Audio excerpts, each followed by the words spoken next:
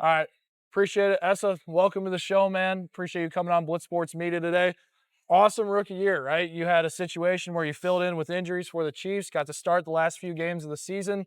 What can you take from your experience this season, overall? Um, I mean, for the first part, I think everything is unexpected. Yeah. But staying ready and staying steady through, the amount of doors that you feel like are closing.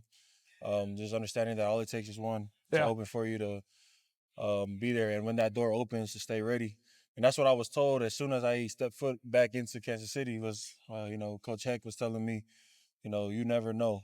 Like you could be starting in 3 weeks. Like stay ready. He didn't want me to get comfortable.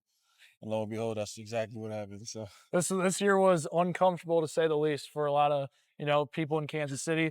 Let's get to a little bit more fun moment or traumatic moment on your end. What was your welcome to the NFL moment this year? A big sigh. um man,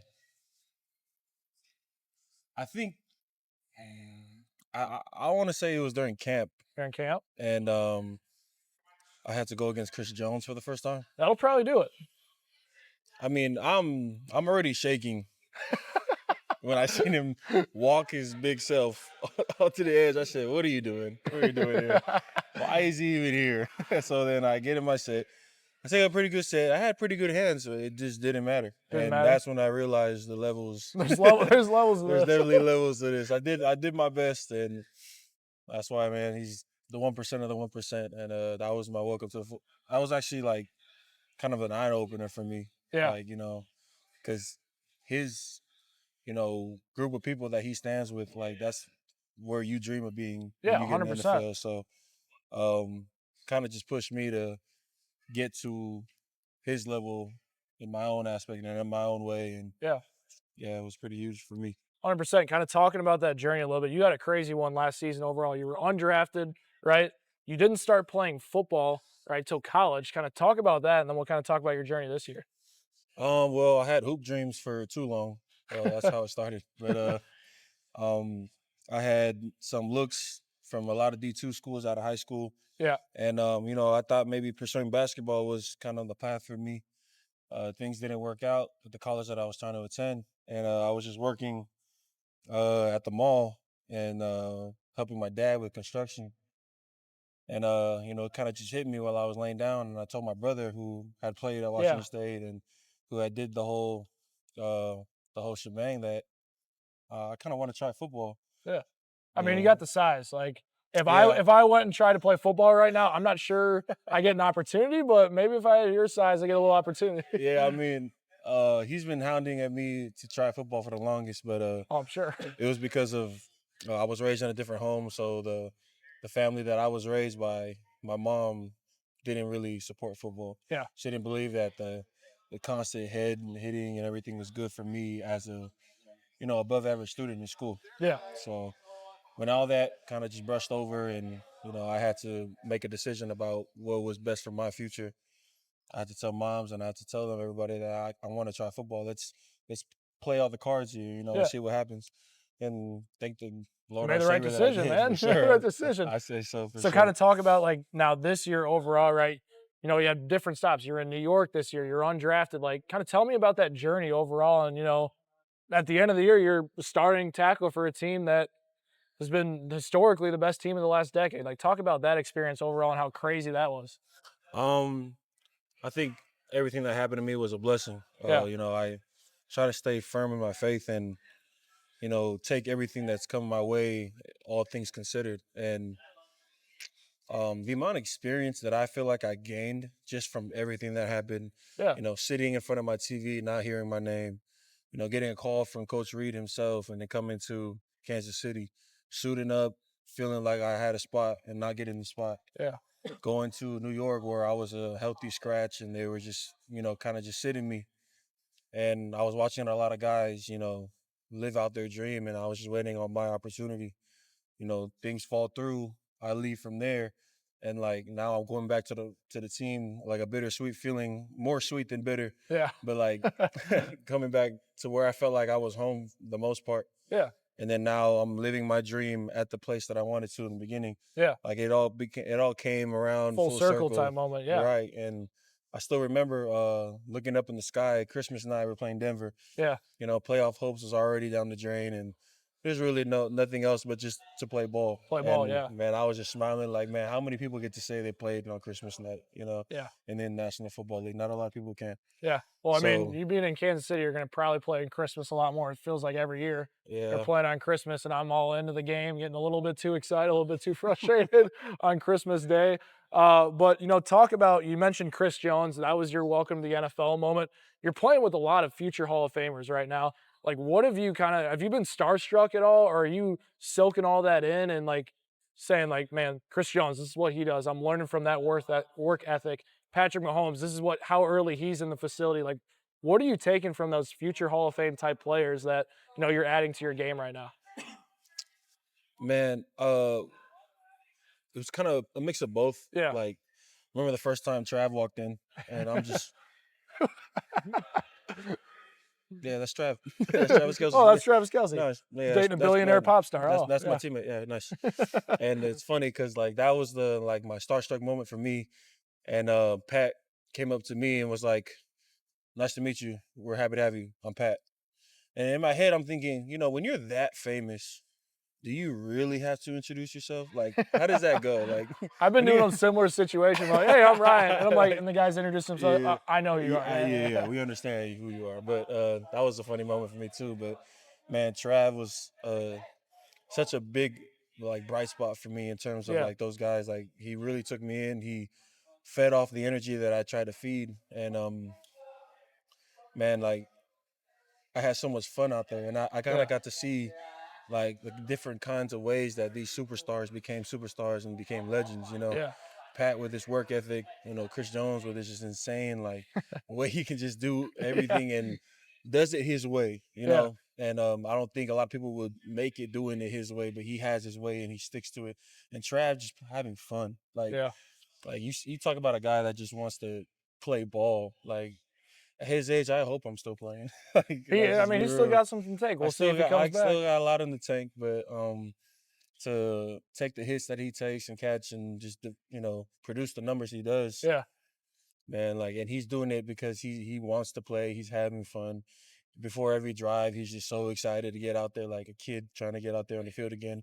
yeah. You expect a guy playing for that long will get tired of the sport, or like another drive, or we haven't done nothing the last 3 drives. He's just so He's excited just to get there. out He's there. ready to go. That's exactly what I want to like. I strive and like aspire to be when I get to that point in my career. Yeah, 100%. Talking about more of the offensive line group specifically, you mentioned Coach Heck has been a massive help in your development overall. What can you take from all pro guys like Creed Humphrey and Trey Smith as well to add to your game? Obviously, Josh Simmons, another young guy as well. What can you take from those guys to help improve your game heading into next year? I think, especially with the offensive line, like you got to understand that work is work. Yeah, Like separating the outside from what we have to get done in our room, understanding that we carry the mantle for the team. The energy we have is the energy that our team has. yeah, Staying true to who we are as offensive linemen, not trying to be like the characters that you might see in other like position groups, but being that stable and sturdy group, and just being some dirt dogs. some dirt dogs. I like That's that. kind of like how we have to talk about it. Like you talk about Creed and Trey, like those are Yeah, some dirt dogs. Like, yeah, and when you see those guys and they've played and they have all the accolades and they still go out there and practice and they try to finish and they try to like put people in the dirt even though we're not supposed to. Like yeah, that's the intent in every play. And seeing that and putting that into my game and seeing it work during the season, and as I started getting some more reps, seeing the intent that they had putting it into my game and seeing how it was working for me, yeah, like I got to get some people on the ground this season and it felt good. yeah. And that's like I the mean, the you would have kid met some big name pass rushers there during that stretch. Like, I went I through the was surprised you gauntlet. didn't say "Welcome to the NFL." Was that stretch you had to I close the mean, year? that's a close second. I Yeah, mean, you said welcome. I'm thinking about my first yeah, experience. yeah, Like that really just made me realize I'm here. yeah. And then I felt like a close second is, I mean, What was you it? Daniil Hunter, Benito. and then we had Who else did we It might have? have been Raiders, maybe. Raiders had a few guys that were Yeah, just studs, first rounders. I yeah. mean, it's the NFL. You're never gonna have like an easy Easy, week, yeah. but like, I mean, that's geez, pretty tough. That's pretty tough. Arden Key from Tennessee, like Yeah. he was a dog too. I mean, those some It's good experience though for sure. And hundred like percent. that experience heading into next year, like what are you looking to develop in your game this offseason to potentially, earn that starting spot heading into next year? You know, when we first started this interview, you were talking about uncomfortable or Yeah. discomfort. I think what I want to get into this next season is get comfortable. Yeah. Like understand that we belong here. That you've proven yourself. You've shown everyone in the building and everyone who was watching on back at home, like that you've put on a show that you've put on for the fans and everyone. They believe in you now, and now you owe it to yourself to believe in yourself. And there was always that, it's your first year. Like you see a guy that's been playing for how long? It's like, who am I to stop him? But Yeah. when you've shown that you can, I think mine is now like the second year just to take off and Yeah. get comfortable and understand that there's certain things that you deserve. Yeah. And I've always been the type to seize the opportunities that are given to me. But I think this is a big year for me to start taking opportunities as well. 100%. You're probably going to get those opportunities for sure and, build on some of those experiences. Look, being from like an outside guy that just watched every single Chiefs play this year, I thought you did a great job filling in, right? Considering the circumstances and the guys that you had to face, that was insane. So we're going to close this off with some quicker questions, right? A little bit looser base, a little bit Okay, good. relaxed. All right. First question for you. Favorite barbecue spot in Kansas City? I didn't go to a lot of barbecue, but What? Q39 was Q39's gas. Yeah. That's gas. You got Joe's. I took my family. You got to go to Joe's. What's Joe's? Joe's? Joe's. Okay, Chris Jones is a big Joe's guy. Okay. I think he might be the spokesperson for them now, but yeah, little barbecue action. That's where you can't go wrong there. Joe's, okay. All Okay, right. yeah, I'm gonna get that. Then. All right, bet. I do have one in that spot. I'm not gonna say it, but yeah. Other question for you here: who is the funniest guy in the Chiefs locker room? Travis Kelce. Not even close. Not even close. Not even close. Killer Trav. Trav. Killer Trav. Not even close. Not even close. Like, so the oldest guy on the roster is also the funniest and most energetic guy. Childish guy in the locker room, and when energy's low, man, like you see Trav, like it's funny because he's like sometimes he's deceptive. Like he'll walk in, head down, he'll just walk. And you think, oh, it's an off day. He'll just look up and just smile. And it's like, this a shadow of a doubt that I thought today wasn't going to be that kind of day. It's always that kind of day with Trav. And that's the beauty of him. And that's why he's a great man. That's awesome. That's awesome. And then another question for you here. As far as like offensive line goes, we know that's your home. What other position do you think you could dominate and pick up in the NFL? Come on, there's got to be one. Oh, okay. I had a dream of playing 3-tech. Okay. That was my first position. I started in JUCO before I got moved to offensive line. Then when I got moved to offensive line, I was a little light. Yeah. So I was gonna play tight end. Oh. But we didn't have offensive linemen to fill in. You could have been like a Darnell Washington type. Yeah. Unfortunately. Yeah. Hey, but this year, maybe Andy Reid might have a play with like a jumbo formation off the line. I'm not trying to spoil it, but like. Maybe. It's in the works. It's in the works. All right, another question for you. Eric Bieniemy is back at the offense coordinator position. From what you have heard, what are you expecting with EB now back on the offensive side of things? I expect us to take over now. Yeah. I've heard so many good things. I've seen how my teammates have reacted to him being brought back. And like you talk about a guy that already is starting to form a culture before we even got back. Sort of type of like aura with him. Yeah, like I'm excited. Awesome. He's gonna start cussing me out probably, and I'm gonna it's love all fun and games till he gives you. I'm gonna love it. That training camp's gonna be hot, and he's gonna be chewing you out. From what I've heard. Because he's all hot and bothered, I'm hot and bothered, and we're all just hot and bothered, and we're gonna love it. 100%. All right, two more questions for you. Andy Reid, right? Patrick Mahomes called him like his uncle, right? Sometimes he gets on him, sometimes he's loving him up. What is your funniest Andy Reid specific moment with you?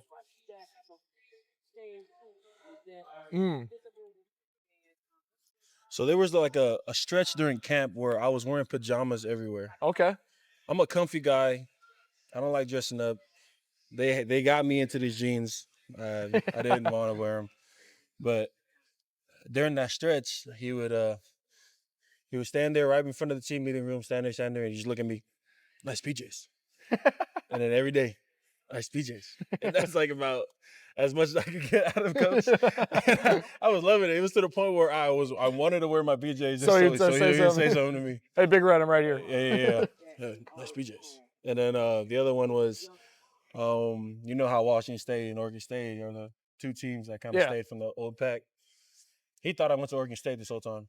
So we were talking. He was like, "You went to Oregon State, right?" I was like, I don't know, Coach. The other one. And then, but yeah, and we would talk about Hayward. That's where I'm from, the city Yeah. by Oakland, and he did some work in Hayward. He said, and he's familiar with the area, and that was cool to connect with. But definitely PJs for sure. 100%. And then final question for you before we wrap this up. Super Bowl is this weekend, Patriots versus Seahawks. Who do you think is going to win this game? And there might be a guy behind camera that might influence you, right? So who are we going with and why?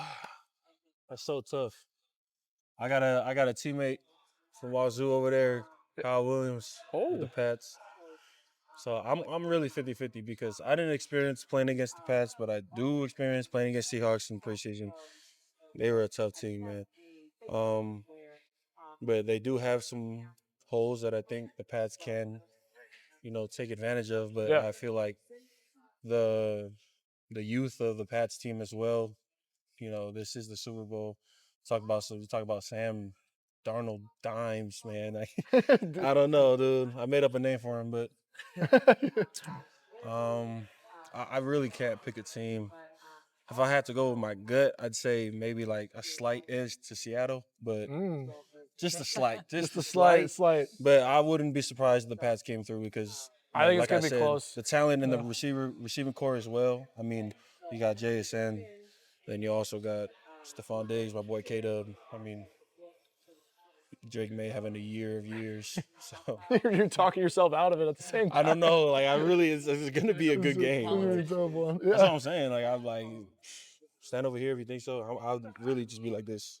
You're split between it? I'm really split. Awesome, dude. Well, hey, listen, I really appreciate you coming on. I wish you the best of luck. Hopefully the Chiefs are back in the Super Bowl for my sake and your sake next year. Maybe not for the Patriots' sake, but hope we're back next year. I really appreciate you coming on the podcast. Appreciate today, you having me. Yes, sir.